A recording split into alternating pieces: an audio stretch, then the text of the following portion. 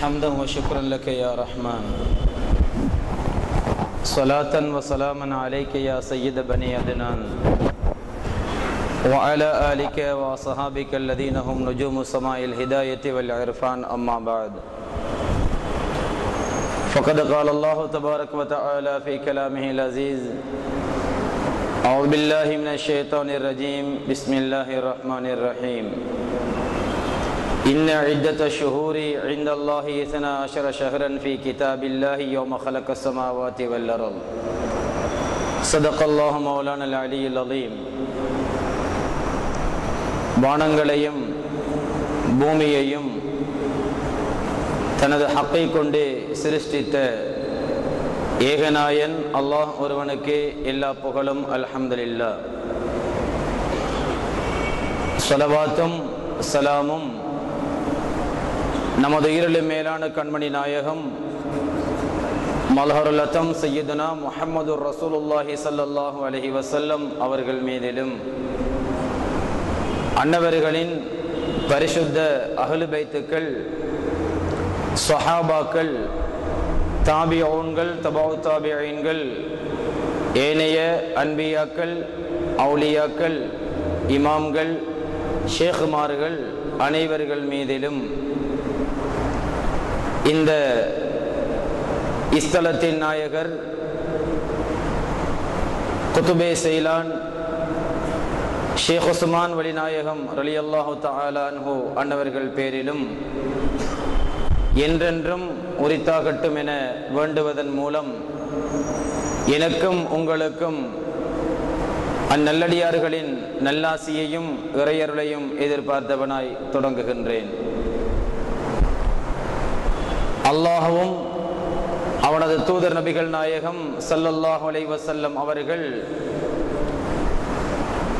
ஏவியவைகளை எடுத்தும் விலக்கல்களை தவிர்த்தும் நடக்க முதலில் எனக்கும் அப்பால் உங்களுக்கும் தக்வாவை கொண்டு வசியத்தை செய்கின்றேன், நல்ல உபதேசம் புரிகின்றேன். கண்ணியத்துக்குரிய இஸ்லாமிய சகோதரர்களே, புனிதமிக்க முஹர்ரம் மாதத்தில் புத்தாண்டை இஸ்லாமியர்களுடைய புனிதத்துவ மாதத்தை நினைவு கூர்ந்து அதில் எம்முடைய பூர்வீக வரலாறுகள் கொண்ட நினைவுகளை நாங்கள் எடுத்து மகிழ்ந்து சமுதாயத்துக்கும் எடுத்து சொல்லிக் கொண்டிருக்கின்ற இந்த காலத்திலே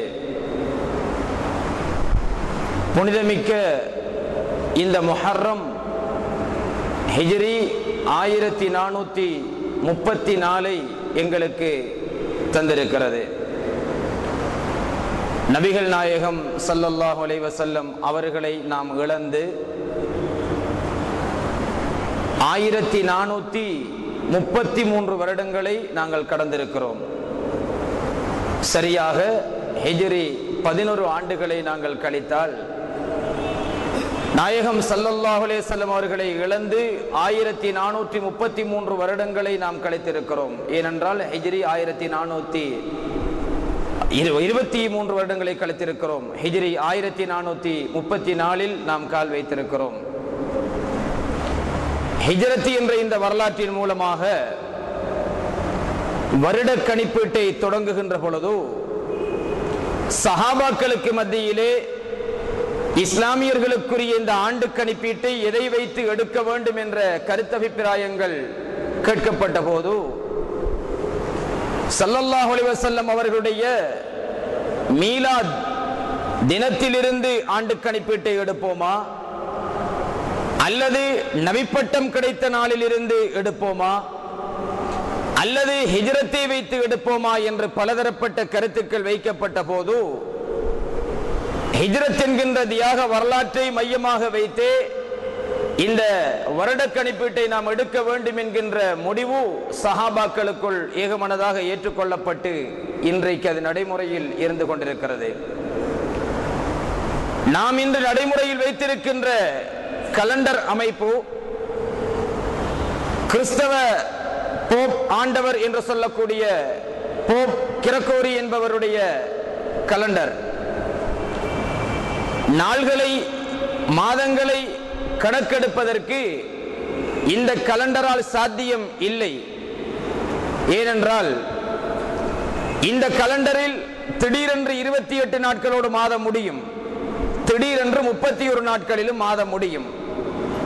எப்படித்தான் 3 நாட்கள் அந்த மாதத்தில் குறைந்தது என்பதற்கு இதுவரைக்கும் விடை இல்லை. எனவே அவரவருடைய விருப்பத்திற்கு ஏற்ப வரையப்பட்ட கலண்டர் தான் இப்பொழுது இருக்கின்ற எம்முடைய ஆங்கில கலண்டராய் நாம் பின்பற்றக்கூடிய கிரகோரி கலண்டர். ஆனால் இதே 12 மாதங்களை மையமாக வைத்து அல்லாஹ் என்று வானங்களையும் பூமியையும் படைத்தானோ அன்று முதற்கொண்டு அல்லாஹ் மாதங்களின் எண்ணிக்கை 12 என்பதையும் வருட கணிப்பீட்டையும் எடுத்துவிட்டான்.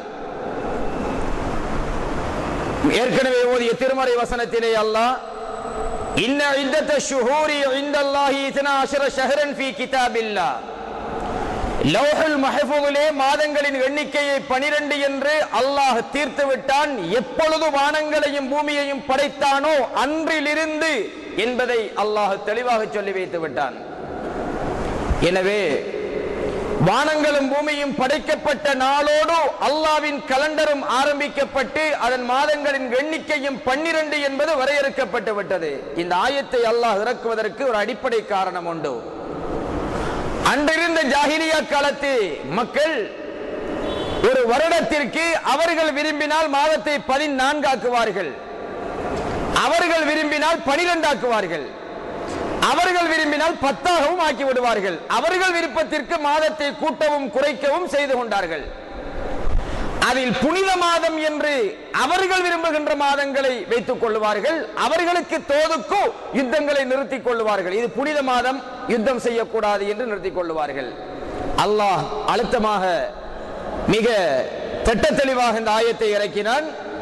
மாதங்களின் எண்ணிக்கை அல்லாஹ்விடத்தில் 12 தான். அதை 14, 10 என்று கூட்டவோ குறைக்கவோ யாருக்கும் உரிமை இல்லை. மட்டுமல்ல அர்பாத்துன் மின்ஹா ஹுரும், அதில் சங்கையான மாதம் 4 தான். அதை மாற்றுவதற்கும் யாருக்கும் அதிகாரம் இல்லை. இந்த மாதங்களில் யுத்தம் செய்வதை குல் கிதாலின் ஃபீஹி கபீர், அதிலே யுத்தம் செய்வதை பெரும் குற்றம் என்று சொல்லுங்கள் நாயகமே யா ரசூலல்லாஹ். அதே வேளையில் முஸ்லிம் சமுதாயத்தின் மீது யுத்தம் திணிக்கப்படுமாயிருந்தால் விட்டுக் கொடுப்பதற்கும் உரிமை இல்லை என்பதையும் நபிகள் நாயகம் ஸல்லல்லாஹு அலைஹி வஸல்லம் அவர்கள் மீது அல்லாஹ் சுட்டிக்காட்டி இருக்கிறான். எனவே மாதங்களின் எண்ணிக்கை 12 என்று எப்பொழுது தீர்க்கப்பட்டதோ, அது வானங்களையும் பூமியையும் படைக்கப்பட்ட நாள் முதல் தீர்க்கப்பட்டதோ அப்பொழுதே தெளிவாகிவிட்டது. அல்லாஹ் இந்த முஹர்ரமை கொண்டுதான் வருடத்தை தொடக்கி இருக்கிறான். இந்த முஹர்ரமில் 6 நாட்களில் தான் அல்லாஹ் அந்த வானங்களையும் பூமியையும் படைத்திருக்கிறான் என்கின்ற உண்மையும் உணர்த்தப்பட்டு விட்டது. ஏன் அல்லாஹ் மாதங்களின் எண்ணிக்கையை மட்டும் சொல்லிவிட்டு நிறுத்தாமல் வானங்களும் பூமியும் படைக்கப்பட்ட நாள் என்பதையும் அங்கே சுட்டிக்காட்டுகின்றான்.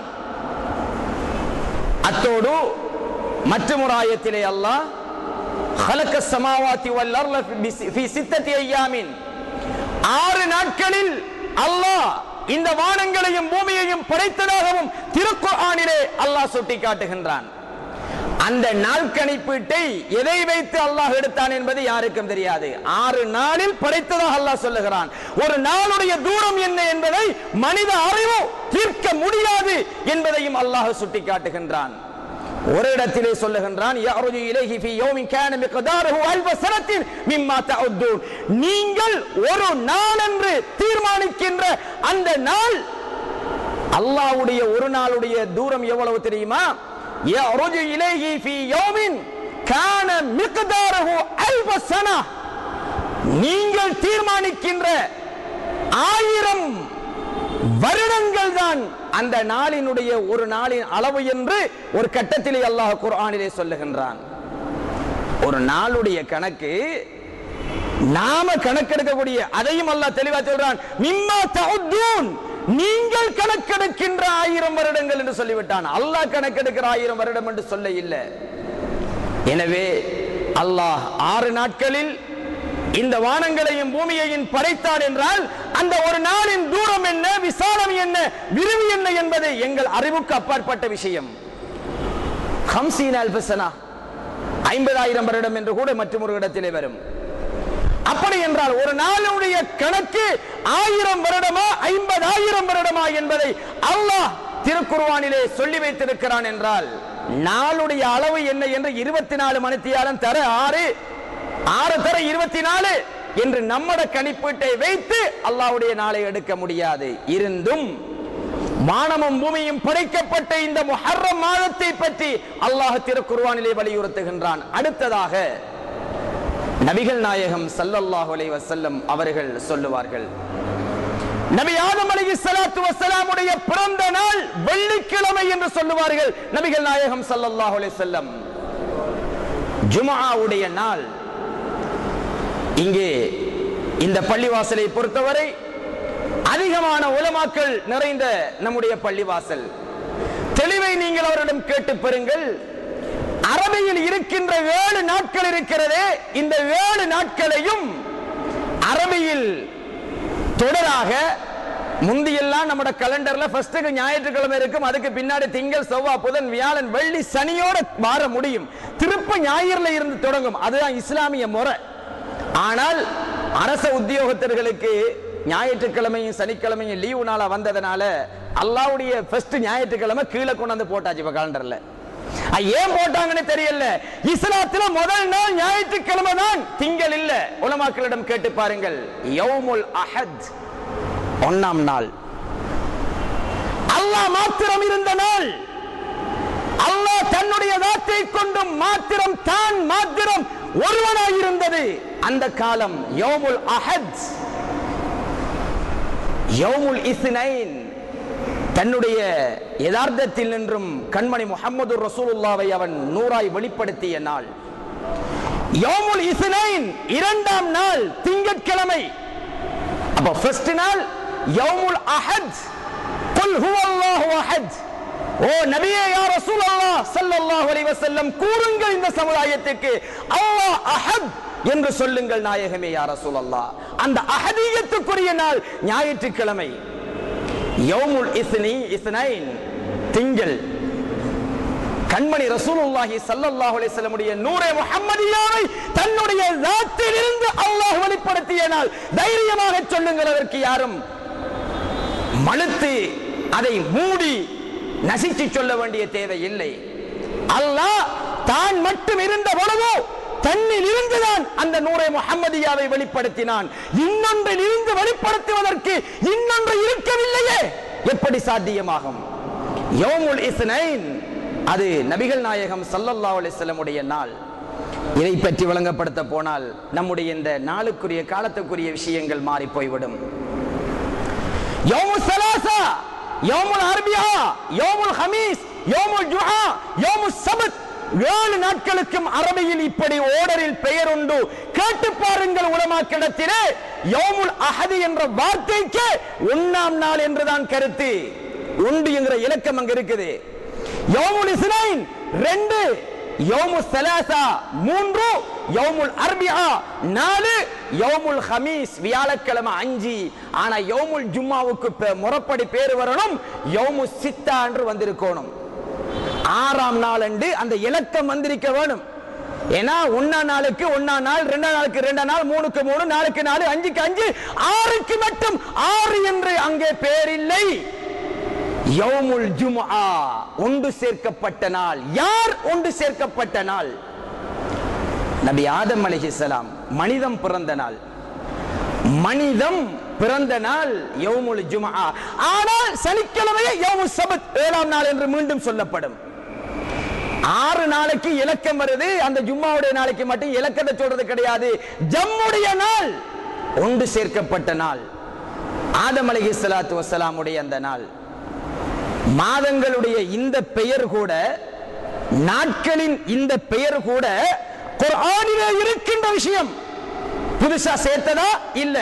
யௌமுல் சபத் சனிக்கிழமை நாமளா சேர்த்து கொண்ட நாளா? யௌமுல் ஜும்ஆ வெள்ளிக்கிழமை நாம சேர்த்து கொண்ட நாளா? நம்மட உம்மத்துக்கு மட்டும் உள்ள நாளா? இல்ல.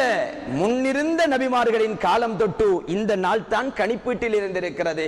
அதை பற்றி கூட அல்லாஹ் குர்ஆனிலே சொல்லுகின்றான். யௌமுல் சபத் சனிக்கிழமை மீன் பிடிக்க போகாதீர்கள் என்று அவர்களுக்கு நாங்கள் தடுத்தோம். ஆனால் சனிக்கிழமை அவர்கள் மீன் பிடிக்க சென்றதனால் அவர்களை நாங்கள் சபித்தோம் என்று அல்லாஹ் குர்ஆனிலே சொல்லி காட்டுகின்றான். அங்கே யௌமுஸ் சபத், சனிக்கிழமை என்று அல்லாஹ் குர்ஆனிலே சொல்லி இருக்கிறான். எனவே யாருடைய கௌம பத்தி சொன்னது? நம்மளை பத்தி இல்ல. யாரை பத்தி? பனு இஸ்ரவேலர்களை பத்தி, ஆது சமூது கூட்டத்தை பற்றி, அவர்களை பற்றி சொல்லும் பொழுது அல்லாஹ் சனிக்கிழமை அவர்களை நாங்கள் மாற்றினோம், தடுத்தோம் என்று சொல்கிறான். என்றால் அந்த காலத்திலும் இந்த சனி, ஞாயிறு, திங்கள், செவ்வாய், புதன், வியாழன், வெள்ளி இருந்திருக்கிறது. இந்த உம்மத்தை பற்றி அல்லாஹ் குர்ஆனில் சொல்லும் பொழுது கூட இதா நூதிய லிஸ்ஸலாத்தி மீ யௌமில் ஜும்ஆ, வெள்ளிக்கிழமை இறை தியானத்திற்கு நீ அழைக்கப்பட்டால் உடன் விரைந்து செல் என்று அல்லாஹ் குர்ஆனிலே சொல்லுகிறான். இந்த உம்மத்துக்கும் இந்த நாளையும் மாதத்தையும் வச்சுதான் இருக்கிறான். அந்த உம்மத்துக்கும் இந்த மாதத்தையும் நாளையும் வச்சுதான் இருக்கிறான். மூசா அலைஹிஸ்ஸலாம் அல்லாஹ்வோடு முனாஜாத் செய்ய போனதை பற்றி அல்லாஹ் குர்ஆனிலே சொல்லும் பொழுது 30 நாட்களை அவர்களுக்கு நாங்கள் வாக்களித்தோம், 10 நாட்களை மேலதிகமாய் கொடுத்தோம் அல்லாஹ் சொல்லி காட்டுகின்றான். வருட கணிப்பீடு நபி நூஹ் அலைஹிஸ்ஸலாம் 950 வருடங்கள் வாழ்ந்ததை அல்லாஹ் குர்ஆனிலே சொல்லுகின்றான். 1000 வருடம் வாழ்ந்தார்கள், 50 கழித்து என்று அல்லாஹ் குர்ஆனிலே சொல்லி காட்டுகின்றான். 950 வருடம் வாழ்ந்தவர்கள் நபி நூஹ் அலைஹிஸ்ஸலாம். எனவே மாதங்களும் வருடங்களும் நாட்களும் அல்லாஹ்வினால் ஏற்கனவே இருந்து அவன் யௌம ஹலக்க ஸமாவாதி வல் அர்த், வானங்களையும் பூமியையும் என்று படைத்தானோ அன்றிலிருந்து இன்று வரைக்கும் அது நடைமுறையில் உள்ளது. அதை யாரும் மாற்ற முடியாது. ஷஹருல்லாஹ், அல்லாஹ்வுடைய மாதம் என்று நாயகத்தினால் அடைமொழி கொடுக்கப்பட்ட, பெயர் சூட்டப்பட்ட இந்த மாதம், இந்த முஹர்ரம் மாதம், மனிதன் படைக்கப்பட்ட, உலகம் படைக்கப்பட்ட, வான்புவி அத்தனையும் சிருஷ்டிக்கப்பட்ட மாதம். மண்ணால் படைக்கப்பட்ட மனிதன், மண்ணால் படைக்கப்பட்ட மனிதன், இந்த மண்ணுக்கு சொந்தமானவனாய் படைக்கப்பட்ட மனிதன் முஹர்ரம் மாதத்தில் கூட மனிதனாய் வாழ தவறுகின்றான். நாங்கள் பார்க்கிறோம், நபி ஆதம் அலைஹிஸ்ஸலாத்துடைய பிச்சலம் தான் அத்தனை மக்களும், நபிமார்களின் வேதங்களை பின்துயர்ந்தவர்கள் தான் அத்தனை சமுதாயமும். எந்த வேதத்திலாவது ஈரக்கமற்றவனாய் நீ வாழ் என்று என்றாவது எங்காவது சொல்லப்பட்டிருக்கிறதா? இல்லை. யூதம் அதுவும் மனிதத்துவத்தை பேசிய மார்க்கம் தான். இன்று மிருகத்துவத்தை வெளிக்காட்டுகின்ற மதமாக அது மாறிவிட்டது. யூதம் மனிதத்துவத்தை சொன்ன மார்க்கம், ஆனால் அது வேதத்திலும் திருவிளையாடல், அவர்களுடைய குணங்களிலும் திருவிளையாடல். பௌத்தமும் மனிதத்துவத்தை சொன்ன மார்க்கம், இரக்கத்தை பற்றி போதிக்கின்ற மார்க்கம், தர்மத்தை பற்றி போதிக்கின்ற மார்க்கம். சகல மக்களும் சகல உயிர்களும் சுகமாய் சுதந்திரமாய் வாழ வேண்டும் என்ற தர்மத்தை அடிப்படையாய் கொண்ட வேதம் பௌத்தம். இன்று பொதுவாக உலகத்தில் இருக்கின்ற எல்லா மதங்களும் அதனுடைய அடிப்படையை விட்டு சருகி இன்று பலஸ்தீனத்திலே மக்களை கொன்று குவிப்பதும் மதத்தின் பெயரால், இன்று ஏனைய நாடுகளில் குண்டுமலை பொழியப்படுவதும் மதத்தின் பெயரால், முஸ்லிம்களும் இறைவனுடைய கட்டளைக்கு உட்பட புனித போர் செய்கின்றவர்களும் இருக்கிறார்கள், தம்முடைய கொள்கைகளை நிலைநாட்டுவதற்காக போர் தொடுக்கின்றவர்களும் இருக்கின்றார்கள். அவர்களும் போர் தொடுப்பது மனிதத்துவத்தை இழந்து, மார்க்கத்தை இழந்து, மார்க்கத்தின் பெயரை விட்டுத்தான் போர் செய்கின்றார்கள். லிபியாவை பிடிக்கிறார்கள், கேட்டால் காரணம் சொல்லுகிறார்கள், கடாபியுடைய வாழ்க்கை சரியில்லை என்கிறார்கள், அடிக்கிறோம் என்கிறார்கள், பிடிக்கிறோம் என்கிறார்கள். ஓகே, ஆனால் அங்கே அடக்கப்பட்ட சஹாபாக்களின் தர்காக்களை உடைக்க சொன்னது யார்? அந்த தர்காக்களில் இருக்கின்ற அவுலியாக்கள் உங்களுக்கு செய்த அதர்மம் என்ன? என்ன செய்தார்கள்? முஸ்லிம் போராளிகள் என்ற பெயரிலே லிபியாவை ஆட்சியை வீழ்த்தி பசுமை புரட்சியையும் கிரீன் புக்கையும் கவிழ்க்கிறோம், இஸ்லாத்தை நிலைநாட்டுகிறோம் என்று லிபியாவுக்குள் ஊடுருவிய போராளிகளாய் இருந்தவர்கள் தர்காக்களை உடைத்ததற்கான காரணம் என்ன? எந்தெந்த விஸ்வரூபத்திலே இஸ்லாத்துக்கு எதிரான சதிகள் இன்று உலகத்திலே மேற்கொள்ளப்படுகிறது சிந்தித்து பாருங்கள். போராடுகின்ற ஒரு போராளிக்காக கையேந்தி, யா அல்லாஹ், இவனை நல்லபதியாக சொர்க்கத்தில் சேர்த்துவிடு, இவனுக்கு நற்பாக்கியத்தை கொடுத்துவிடு, இவனுடைய ஆயுளை நீளமாக்கு என்று துணிச்சலாக துஆ கேட்பதற்கு கஷ்டமாக இருக்கிறது. அவனுக்குள் பூகம்பம் என்ன இருக்கிறது என்பதை கண்டுபிடிக்க கஷ்டமாக இருக்கிறது. பசுத்தோல் போத்திய புலியாக இஸ்லாத்தின் பெயரை வைத்துக் கொண்ட இன்று நாடுகளில் மனிதம் பிறந்த இந்த மாதம் கூட பார்க்காமல் போராட்டங்கள். சிரியாவை எடுத்துக் கொள்ளுங்கள், ஆப்கானை எடுத்துக் கொள்ளுங்கள். எல்லா நாடுகளிலும் இஸ்லாத்தை மீட்டு இஸ்லாமிய ஆட்சியை நிலைநாட்ட போகிறோம் என்று களமிறங்கியவர்கள் இன்றைக்கு அங்கே என்ன செய்கின்றார்கள்? தர்காக்களை உடைக்கிறார்கள். எத்தனை சஹாபாக்களின் ஜியாரங்கள் உடைக்கப்பட்டிருக்கிறது. இன்டர்நெட்டுகளிலே போய் நடந்தவைகளை தேடி பாருங்கள். எனவே இஸ்லாத்திற்காகத்தான் இவர்கள் போராடுகிறார்களா? ஏன் நமது நாட்டிலே நாங்களும் முஸ்லிம்கள் என்று சொன்ன ஒரு கும்பல் ஜியாரத்துகளை உடைக்க தொடங்கியதன் பின்னர் தானே பள்ளி பிரச்சனை தலை தூக்கியது. அதுவரைக்கும் யாராவது பள்ளிகளில் கை வைத்தார்களா? சிந்தித்து பாருங்கள். அவுலியாவை என்னடா வணக்கம் என்று கேட்டார்கள், அனுராதபுரத்திலே தொடக்கினார்கள். அதற்கு முன்னரும் சிறு சிறு தாக்குதல் செய்தார்கள். மாத்தளையிலே, ரைத்ராவலை, உக்கோலை என்ற பிரதேசத்திலே ஜியாரத்தை உடைத்தார்கள். இந்த ஜியாரத்தில் உள்ள அவுலியாக்கள் இவர்களுக்கு செய்தது என்ன? ஏன் செய்ய வேண்டிய, சீர்திருத்த வேண்டிய எத்தனை அம்சங்கள் இருக்கின்றது. இன்று மனிதம் மக்களுக்கு மத்தியில் இல்லை. இந்த காலம் கடைசி காலம் என்று எதிர்பார்க்கப்படுகின்ற ஒரு காலம். எங்கேயோ, என்றோ, இன்றைக்கோ, நாளைக்கோ ஈசா அலைஹிஸ்ஸலாம் இறங்கி விடுவார்களா என்று எதிர்பார்க்கப்படுகின்ற காலம். இமாம் மஹ்தி அலைஹிஸ்ஸலாம் வெளியாகி விடுவார்களா என்பதை எதிர்பார்க்கின்ற காலம். அந்த அளவுக்கு காலத்தின் சுழற்சி ரொம்ப வேகமாக இருக்கிறது. காலையில் முஸ்லிமாய் எழுகின்றவன் மாலையில் மாற்று மதத்திலே இருக்கிறான். ஒரு காலம் இருந்தது வரலாறு. அசூர வேகத்திலே, சூறாவளி வேகத்திலே இஸ்லாத்தை நோக்கி மாற்று மதத்தவர்கள் வருகிறார்களாம் என்ற செய்தி எங்கும் பரவியது. இன்று இஸ்லாத்தில் இருக்கின்றவர்கள் இருந்து கொண்டே இஸ்லாத்தை இழக்கிறார்கள் என்கின்ற செய்தியும், இஸ்லாத்தில் இறக்கின்றவர்கள் அமெரிக்கா, லண்டன் போன்ற நாடுகளில் சிட்டிசன் பெற வேண்டும் என்பதற்காக தன்னுடைய மார்க்கத்தை விட்டு மாற்று மதத்துக்கு சென்று விடுகிறார்கள் என்கின்ற காரணம் கதைகளும் தான் இன்று கேட்கப்படுகிறது. என்றால் ஸல்லல்லாஹு அலைஹி வஸல்லம் சொன்னார்கள், காலையில் முஸ்லிமாய் இருக்கின்றவன் மாலையில் காபிராகுவான், மாலையில் முஸ்லிமாய் இருந்தவன் விடிய காலையில் காபிராகி விடுவான். அப்படியான காலம் வரும் என்றார்களே நபிகள் நாயகம் ஸல்லல்லாஹு அலைஹி வஸல்லம். இந்த காலத்தில் எமது சமுதாயம் நாம் எடுக்க வேண்டிய முயற்சி என்ன? சதஃப்தரிகு உம்மதி அலா 73 ஃபிர்கா. என்னுடைய உம்மத் 73 கூட்டங்களாய் பிரிவடையும். ஆனால் குல்லுஹும் ஃபின்னார் இல்லா மில்லத்தன் வாஹிதா. அனைவரும் நரகத்துக்கு செல்லுவார்கள் ஒன்றை தவிர என்றார்கள் ஸல்லல்லாஹு அலைஹி வஸல்லம். அது யார்? மா அன அலைஹி வ அஸ்ஹாபி. நானும் என் தோழர்களும் இருக்கின்ற சத்திய பூர்வீக மார்க்கமாகிய அஹ்லுஸ் சுன்னா வல் ஜமாஆ என்கின்ற இந்த வழிதான் அந்த சுவனம் செல்லுகின்ற அந்த பரிசுத்தமானவர்கள். ஏனென்றால் இன்று இருக்கின்ற சுன்னத் வல் ஜமாஅத்துக்கு எதிரான இயக்கங்களை நீங்கள் பாருங்கள். அது எந்த இயக்கமாக இருக்கட்டும், ஒன்றோ சஹாபாக்கள்ல கை வச்சிருப்பாங்க, இல்ல அஹ்லு பைத்துக்கள்ல கை வச்சிருப்பாங்க, இல்ல ரெண்டையுமே கை வச்சிருப்பாங்க. எங்களை குர்ஆன் மட்டும் போதும் என்று கூட அஹ்லே குர்ஆன் என்று ஒரு கூட்டம் இருக்குது. ஹதீஸ் மட்டும் போதும், குர்ஆன் ஹதீஸ் மட்டும் போதும் ஒரு கூட்டம் இருக்குது. சஹாபியை ஏத்துக்கிறோம், நாயகத்தின குடும்பத்தை ஏத்துக்கலங்கிற ஒரு கூட்டம் இருக்குது.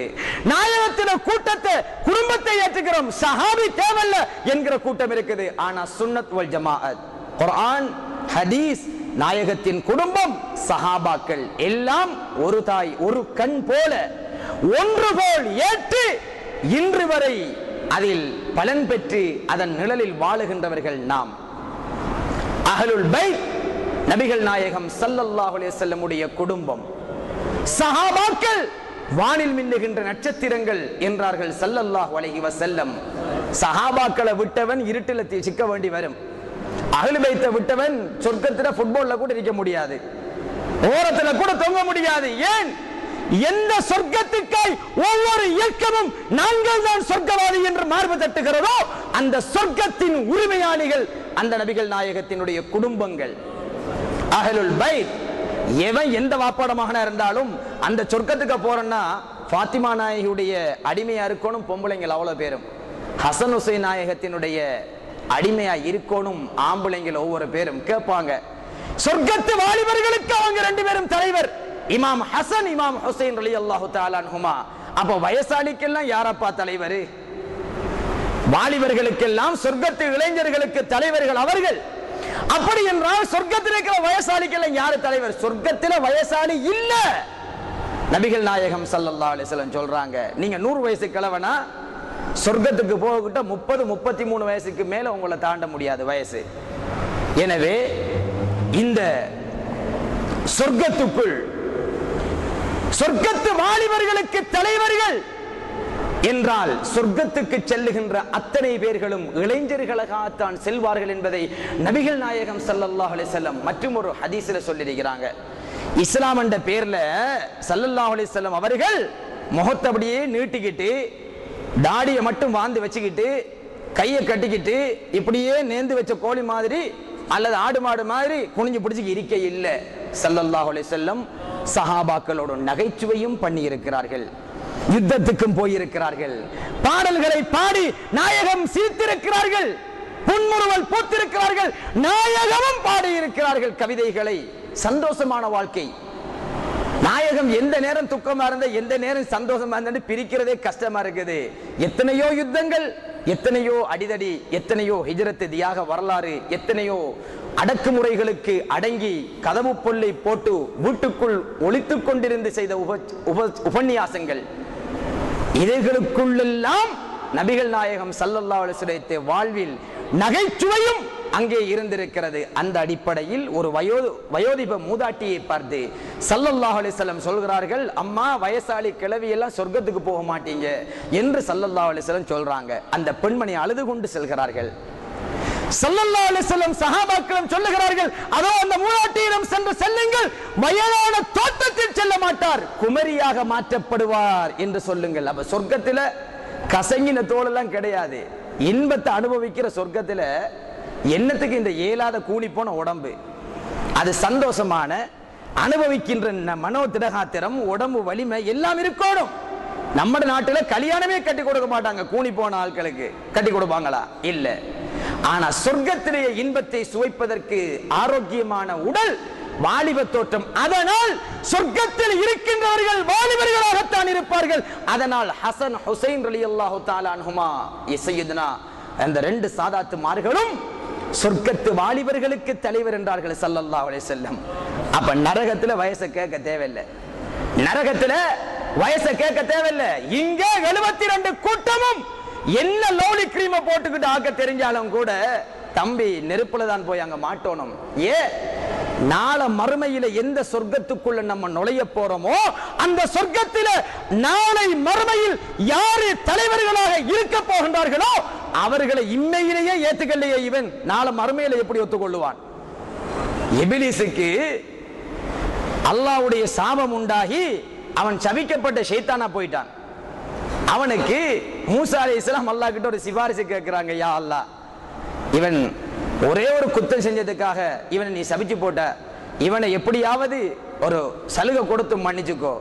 அல்லாஹ் சொன்னானா மூசா அலைஹிஸ்ஸலாத்துக்கிட்ட, மூசா அலைஹிஸ்ஸலாம் அவர்களே, ஆதம் அலைஹிஸ்ஸலாத்துக்கு அன்னைக்கு சுஜூது செய்யன்னு சொன்னான், அவன் செய்யல, இன்னைக்கும் தப்பில்ல, அவருடைய மண்ணறைக்கு கபருக்கு அந்த சுஜூதை போய் செய்ய சொல்லுங்க.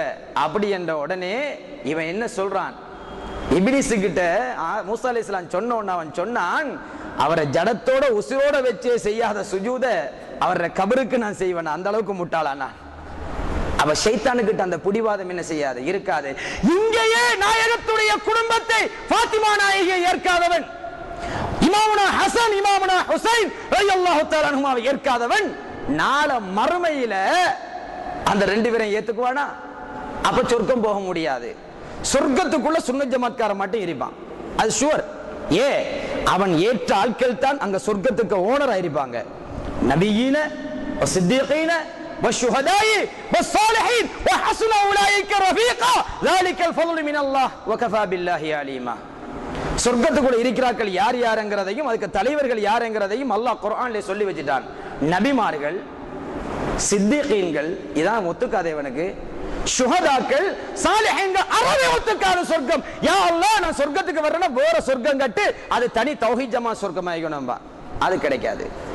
எனவே இந்த முஹர்ரம் மனிதன் இறைவனுடைய பிரதிநிதியாய் படைக்கப்பட்ட மாதம். நாங்கள் வாழுகின்ற பூமியும் அதன் முகடாய் இருக்கின்ற வானமும் படைக்கப்பட்ட மாதம். இந்த மாதத்தில் நபிகள் நாயகம் ஸல்லல்லாஹு அலைஹி வஸல்லம் உடைய அஹ்லுல் பைத்துக்கள் நினைக்கப்படுகின்ற இந்த காலத்தில், அஹ்லுல் பைத்துக்களை வித்து கொஞ்சம் பேர் பொழைச்சிட்டு தர்றான், அதை சொல்ல வரல.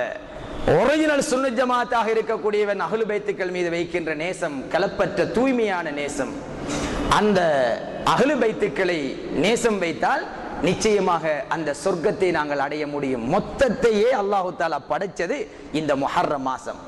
அப்ப சொர்க்கத்தை ஆசைப்படுறவன், சொர்க்கத்தை ஆசைப்படுகின்றவன் அந்த நாயகத்தினுடைய குடும்பத்தை மறுத்து வெறுத்து ஒதுக்கி சொர்க்கத்தை ஆசைப்படலாமா? இந்த உலகத்திலேயே ஹஜ்ஜுக்கு போனவங்களுக்கு தெரியும். இங்கேயே ஹஜ்ஜுக்கு போறவன் மதீனா என்னத்துக்கப்பா, ஹஜ்ஜி மக்காவோட முடிஞ்சு ரிட்டர்ன் வந்துடுறான். அப்போ ஜன்னத்துல் ஃபிர்தௌஸ் பக்கம் இவன் போவானா? அடே ஸல்லல்லாஹு அலைஹி வஸல்லம் இருக்கா கடமை, சொர்க்கம் தானே கடமை. எங்களுக்கு எல்லாருக்கும் சொர்க்கம் வேணும். ஆனா அந்த சொர்க்கத்துக்கு உறுத்தான ஆட்களை ஏற்றுக்கொள்ள மாட்டாங்க.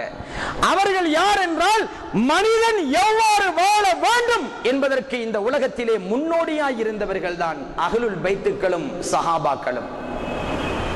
பரிசுத்த சஹாபாக்களும் அஹ்லுல் பைத்துக்களும். நாயகத்துடைய குடும்பத்துடைய பரிசுத்தம் சாதாரணமானது அல்ல. இந்த முஹர்ரம் மாதத்தோடு சம்பந்தப்பட்டது என்பதற்காக 2-3 அம்சங்களை ஒன்றாய் சேர்த்து சொல்லுகிறேன். அதற்காக மன்னித்துக் கொள்ளுங்கள். ஒரு தலைப்புக்குள் நீங்கள் எதிர்பார்த்து பலன் கிடைக்கவில்லை என்றாலும் நான் இந்த மாதத்தோடு சம்பந்தப்பட்ட அம்சங்களை சொல்ல வேண்டும் என்பதற்காக நான் சொல்லுகின்றேன். கணியத்துக்குரியவர்களே, நம்ம இந்த மாதத்தில் சொர்க்கத்தில் நாம சொர்க்கத்தை அனுபவிக்கிறோம் என்று எதிர்பார்க்கிறோம். அஹ்லுல் பைத்துக்களை நேசிக்கின்றோம். அஹ்லுல் பைத்துக்கள் நபி ஆதம் அலைஹிஸ்ஸலாத்து வஸ்ஸலாம் அவர்களுக்கு சொர்க்கத்தில் வைத்து அல்லாஹ் சில வசனங்களை கற்றுக் கொடுத்தான். வதலக்கா ஆதமு, ஆதம் அலைஹிஸ்ஸலாம் அல்லாஹ்விடத்திலிருந்து சில கலிமாக்களை கற்றுக்கொண்டார்கள். அதனுடைய வரலாறு தெளிவாக சொல்லுகின்றது. அஹ்லுல் பைத் என்று சொல்லக்கூடிய நாயகம் ஸல்லல்லாஹு அலைஹி வஸல்லம் உடைய அந்த குடும்பத்தின் பெயர்களை அல்லாஹ் சொர்க்கத்திலே நபி ஆதம் அலைஹிஸ்ஸலாத்துக்கு கற்றுக் கொடுத்தானாம். நபிகள் நாயகம் ஸல்லல்லாஹு அலைஹி வஸல்லம் உடைய பெயர் முஹம்மத் ஸல்லல்லாஹு அலைஹி வஸல்லம். சய்யிதுனா அலி ரலியல்லாஹு தஆலா அன்ஹு, சித்தினா பின்த் ரசூல் ஃபாத்திமா நாயகி ரலியல்லாஹு தஆலா அன்ஹா, சய்யிதா இமாம் ஹசன் ரலியல்லாஹு அன்ஹு, சய்யிதுனா இமாம் ஹுசைன் ரலியல்லாஹு அன்ஹு, இந்த ஐவருடைய பெயரையும் அல்லாஹ் சொர்க்கத்திலே நபி ஆதம் அலைஹிஸ்ஸலாத்துக்கு கற்றுக் கொடுத்தானாம். ஒரு கருத்தில் நாயகத்தின் பொருட்டினால் ஆதம் அலைஹிஸ்ஸலாம் பாவ மன்னிப்பு பெற்றார்கள் என்றும் வருகிறது. மற்றொரு கருத்தில் இந்த ஐவருடைய பொருட்டினாலும் பாவ மன்னிப்பு கேட்டார்கள் என்றும் மற்றொரு கருத்து வருகிறது. ஆதம் அலைஹிஸ்ஸலாம், ஹவ்வா அலைஹிஸ்ஸலாம் 2 பேரையும் ஜிப்ரீல் அலைஹிஸ்ஸலாம் சொர்க்கத்துக்குள்ள கூட்டிட்டு போறாங்க. ஒரு பெரிய குப்பாவுல ஒரு வடிவான ஒரு உருவப்படம் இருக்கிறது. இப்ப உருவப்படம் உள்ள வீட்டுக்கு மலக்கே வரமாட்டான்னு சண்டை பேத்துக்கிட்டு இருக்குது. யார உருவம்? முதல்ல சொல்ற வேண்டிய உருவம் இருந்தாலே மலக்கு வரமாட்டார், அது வேற விஷயம். இருக்க வேண்டிய ஆட்களோட உருவம் இருந்து அங்க மலக்கு வாரத்துக்கு தடை இல்லை. சொர்க்கத்துக்குள்ளேயே உருவப்படம் இருந்தது. யார்?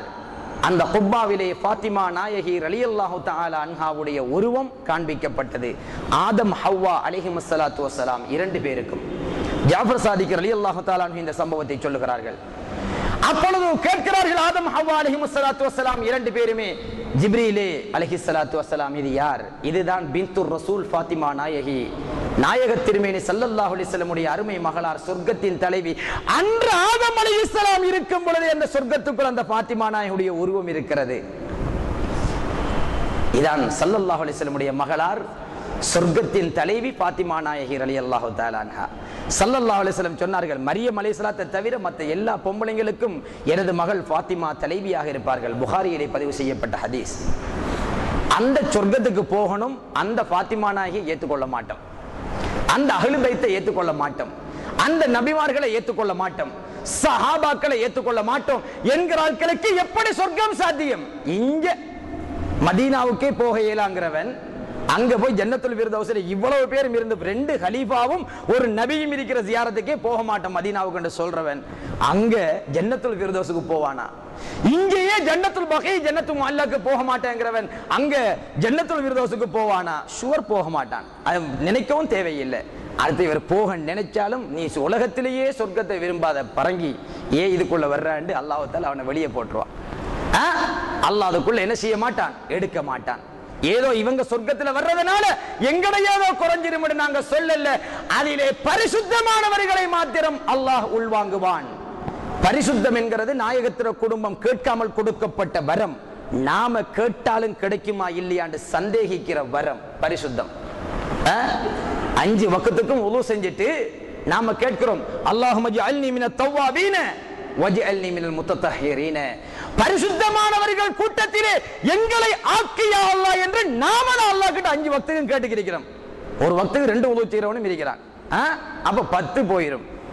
ஒவ்வொரு நாளும் 5-10 தடவை உது செஞ்ச பின்னாடி அல்லாஹும்ம ஜஅல்னி மினத் தவ்வாபீன வஜஅல்னி மினல் முத்தத்தஹிரீன, என்ன பரிசுத்தமானவன் கூட்டத்தில் ஆக்கிடியா அல்லாஹ், ஆக்கிடியா அல்லாஹ் நம்ம தான் கேட்கிறோம். ஆனால் ரசூல் நாயகத்தினுடைய குடும்பம் கேட்காமலே அல்லாஹ் சொன்னான், இன்னமா யுரீதுல்லாஹு லியுஸ்ஹிப அன்குமுர் ரிஜ்ஸ அஹ்லல் பைத்தி வயுதஹிரக்கும் தத்ஹீரா.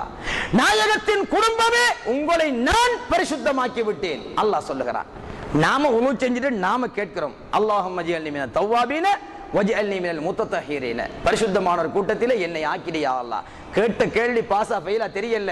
ஆனால் ரசூல் நாயகத்தினுடைய குடும்பத்தை அல்லாஹ்வே பரிசுத்தமாக்கியவர்கள் என்று குர்ஆனிலே அவன் சொல்லி இருக்கிறான். எனவே இந்த முஹர்ரம் வானங்களும் பூமியும் சொர்க்கமும் நரகமும் லௌஹும் கலமும் சூரியன் சந்திரன் அத்தனையும் படைக்கப்பட்ட இந்த மாதம், மனிதன் படைக்கப்பட்ட இந்த மாதம், மனிதனாய் மனித புனிதனாய் இறை பிரதிநிதியாய் நாம் ஒவ்வொருவரும் வாழ வேண்டும். அதற்கான ஒரே ஒரு வழி, நபிமார்களையும் சித்திகீன்களையும் சுஹதாக்களையும் சாலிஹீன்களையும் நாயகத்தின் குடும்பத்தோடு சஹாபாக்களையும் புனிதர்களாய் நினைத்து அவர்களை எங்களுடைய உள்ளத்திலும் உடலிலும் உணர்விலும் ஏற்று அதன் வழி நடந்தால் மட்டுமே அந்த சொர்க்கத்துக்கு சொந்தக்காரன். எந்த ஜமாத்திர பேர் வச்சாலும் அல்லாஹ் ஜமாத்திர பேரை சொல்லி அங்க என்ன செய்ய மாட்டான், இந்த பாட்டி ஜமாத்து சொர்க்கத்துக்கு வாங்கன்னு கூப்பிட மாட்டான். இவ்வளவு பேரை ஏற்றுக்கொண்டு அங்க போய்த்தாலும் சண்டை வரமே, அங்கேயும் எங்கடா கபர் இருக்குன்னு அளவாங்க கேட்பான் அல்லாஹ் கிட்ட. சொர்க்கத்துக்குள்ளேயும் அளவாங்கோட நிப்பான் இவன். இவனை கொண்டு வைத்து சொர்க்கத்துக்கு போட்டா சொர்க்கம் உருப்படியா இருக்காது, பூமியில ஜின் வர்க்கத்தை படைச்ச மாதிரி போயிடும். எல்லாம் வல்ல அல்லாஹு தஆலா இந்த அல்லாஹ்வின் மாதமாகிய முஹர்ரம் மாதத்திலே வானங்களும் பூமியும் படைக்கப்பட்ட மனிதத்துவம் படைக்கப்பட்ட இந்த நாளிலே காலத்திலே மனிதர்களாய் இந்த உலகத்திலே வாழ்ந்து மறைந்த நபிமார்கள், அவுலியாக்கள், சித்திகீன்கள், சுஹதாக்கள், சாலிஹீன்கள், அஹ்லு பைத்துக்கள், சஹாபாக்கள் பொருட்டிலே அவர்களின் வாழ்வை எமது வாழ்வாய் ஏற்று நடந்து ஜெயம் பெற்று சுவன பாக்கியத்தை பெறுகின்ற மக்களாக நம் அனைவரையும் ஆக்குவானாக. யா அல்லாஹ், உண்மையான தீனுல் இஸ்லாத்திற்காக உலகளாவிய ரீதியில் யாரெல்லாம் போராளிகளாய் புனித ஜிஹாதில் இருக்கிறார்களோ அத்துணை பேருக்கும் உடலையும் உள்ளத்தையும் எல்லா வளத்தையும் பலத்தையும் கொடுத்து அவர்களை வாழ வைப்பாயாக. யாரெல்லாம் சத்தியத்துக்கு எதிராக இதை சந்தர்ப்பமாய் பயன்படுத்தி நபிமார்கள், ஒலிமார்கள், சஹாபாக்களின் தர்காக்களை தரைமட்டமாக்க வேண்டும் என்கின்ற யூத கொள்கையின் அடிவருடிகளாய் செயல்படுகிறார்களோ அவர்களுடைய முகத்திரையை கிழித்து விடுவாயாக. யா அல்லாஹ், உலகம் பூராக குறிப்பாக எங்களுடைய இலங்கை நாட்டில் முஸ்லிம்களுக்கு எதிராக ஏற்படுகின்ற சகல பிரச்சனைகளில் இருந்தும் எங்களை பாதுகாத்து விடுவிப்பாயாக. எல்லா மக்களுடைய உள்ளத்திலும் நல்லெண்ணத்தையும் ஹிதாயத் என்கின்ற நேர்வழியையும் பதித்து சுபிட்சமாய் ஐக்கியமாய் சமாதானமாய் வாழக்கூடிய சமுதாயத்தை உருவாக்குவாயாக. வானிலிருந்தும் பூமியிலிருந்தும் வருகின்ற அழிவுகளை எங்களை விட்டு பாதுகாப்பாயாக. ஆமீன் யா ரப்பல் ஆலமீன். வல்ஹம்துலில்லாஹி ரப்பில்